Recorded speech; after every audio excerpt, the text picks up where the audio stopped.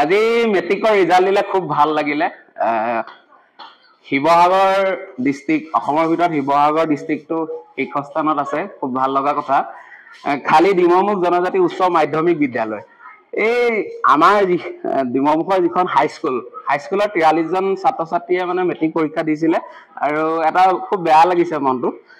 43জনৰ ভিতৰত 15জনে পাছ কৰিছে, 28জনে সম্পূৰ্ণ ফেইল।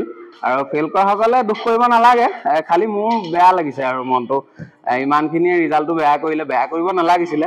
আচলতে ছাত্ৰ ছাত্ৰীসকলে খুব আগ্ৰহে পঢ়িব লাগে আৰু চেষ্টা কৰিব লাগে। পৰীক্ষাৰ সময়তে যে পঢ়ি আৰু মেট্ৰিক পৰীক্ষা দিব গ'লে যে ফাৰ্ষ্ট ডিভিজন ফাৰ্ষ্ট ক্লাছ পাব তেনেকুৱা কথা নহয়। তেওঁলোকে চেষ্টা চলাব লাগে আৰু শিক্ষাগুৰুসকলেতো পঢ়ায়, ধৰি লওক ক্লাছ সময়মতে লয়। আৰু ধৰি লওক আমাৰ ডিমৌমুখ জনজাতি হাইস্কুলখন ইমান পঢ়া শুনাত শিক্ষকসকলে বিশেষ বেয়াও নহয়, খুব ভালদৰে পঢ়ায় আৰু ছাত্ৰ ছাত্ৰীসকলো পঢ়ে।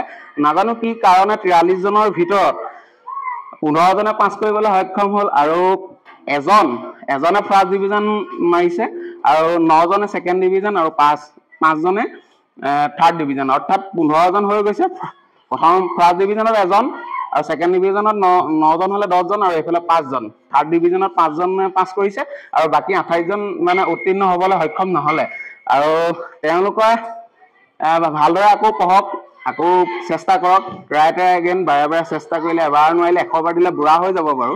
কিন্তু পৰাপক্ষত নেক্সট বাৰ দি আৰু সিহঁতি পৰীক্ষাত পাছ কৰিলে মনটো ভাল লাগিব। আৰু আমাৰ এই ডিমৌমুখ জনজাতি উচ্চ মাধ্যমিক বিদ্যালয় স্কুলখন ইমান এটা বেয়া যে ৰিজাল্ট আহিব মই সপোনতো ভবা নাই। কিন্তু দুখ, আমাৰ এই স্কুলখনৰ গৌৰৱ মানে আমাৰ গোটেই অঞ্চলটো গৌৰৱ, অকল ডিমৌমুখৰ যে গৌৰৱ তেনেকুৱা কথা নহয়। এই এলেকাত ডিমৌমুখ মুঠতে বাগৰ এৰিয়া লেপাইঙৰ আদি কৰি সকলো বহুতখিনি এলেকাৰ পৰা ইয়াত পঢ়িছে। ইয়াত পঢ়ি মেট্ৰিক দিচাংভেলীত চেণ্টাৰ পৰিছে আৰু বহুত কেইখন স্কুলৰ চেণ্টাৰ পৰিছে আৰু পৰীক্ষাত খুব আগ্ৰহে তেওঁলোকে পৰীক্ষা দিবলৈ গৈছে। আৰু অভিভাৱকসকলেও এটা কথা মই কিবা ধৰি লওক জ্ঞান দিব বিচৰা নাই, যিসকল অভিভাৱক তেওঁলোকে এতিয়া ক্লাছ যিবিলাক ল'ৰা ছোৱালী 8, 9, 10 ক্লাছত পঢ়ি আছে তেওঁলোকক টিউচন দিয়ক আৰু খুব যত্ন লওক।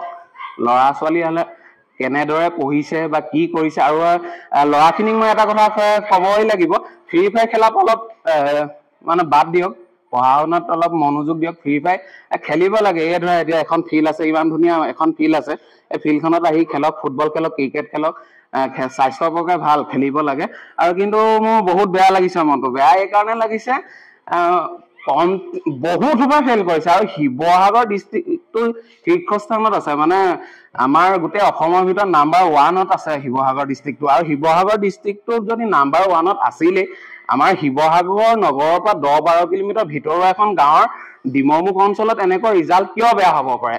আচলতে পঢ়াৰ ক্ষেত্ৰত মনোযোগ দিব লাগিব আৰু পঢ়িব লাগিব, খুব ভালদৰে পঢ়া শুনা চেষ্টা কৰিব লাগিব আৰু টিউচন কৰিব লাগিব। আৰু আমাৰ ডিমৌমুখ অঞ্চলৰ যিসকল ছাত্ৰ ছাত্ৰী আছে, ডিমৌমুখ অঞ্চলৰ ছাত্ৰ ছাত্ৰীয়ে যে ডিমৌমুখ এই জনজাতি হাইস্কুলখনৰ পৰাই যে মেট্ৰিক পৰীক্ষা দিছে তেনেকুৱা নহয়, দিচাংভেলীৰ পৰাও দিছে, হয়তো শ্ৰীমন্ত শংকৰদেৱ বিদ্যালয়ৰ পৰাও দিছে আৰু বিভিন্ন জেগাৰ পৰা মেট্ৰিক দিছে। তেখেতলোকৰ ৰিজাল্ট কেনেকৈ এতিয়া মই বৰ্তমান গাঁৱত অকণমান খবৰ লওঁগৈ। আৰু কোনোবা হয়তো ফাৰ্ষ্ট ডিভিজন যাবও পাৰে, হয়তো ফাৰ্ষ্ট, ছেকেণ্ড।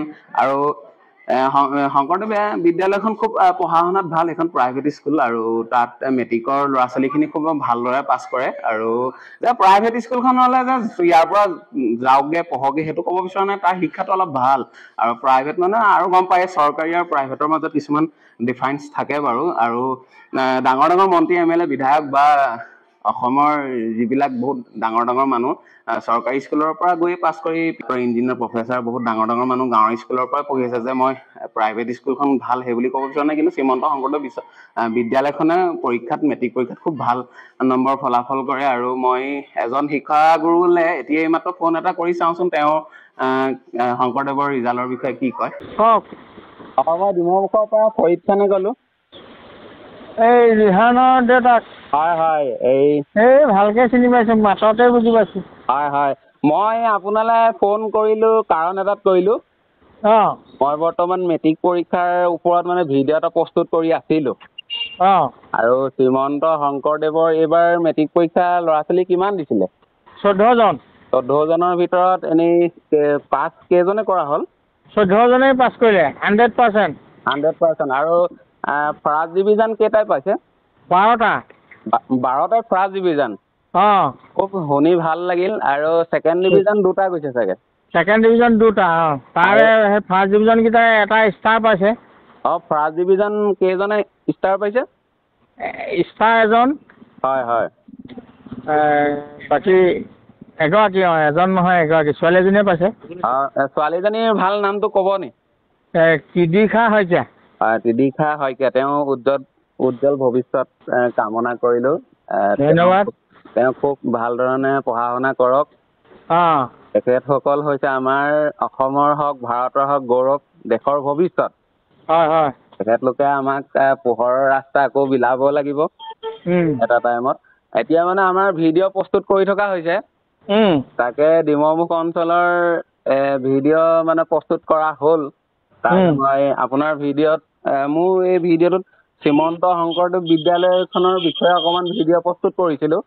মই ভিডিঅ'টো মানে অকণমান স্থগিত ৰাখি মানে আপোনালৈ ফোনটো কৰিলোঁ তেখেতলোকৰ ৰিজাল্টটো কেনেকুৱা হৈছে মই অলপ শুনো আৰু শুনি আৰু এই আপোনাৰ লগত মানে প্ৰথমৰ পৰা শেষলৈ ভিডিঅ'টো ৰেকৰ্ডিং হৈ আছে আপলোড দিব পৰা হ'ব নহয় অঁ দিব পাৰিব একো অসুবিধা নাই নহয় নাই ধন্যবাদ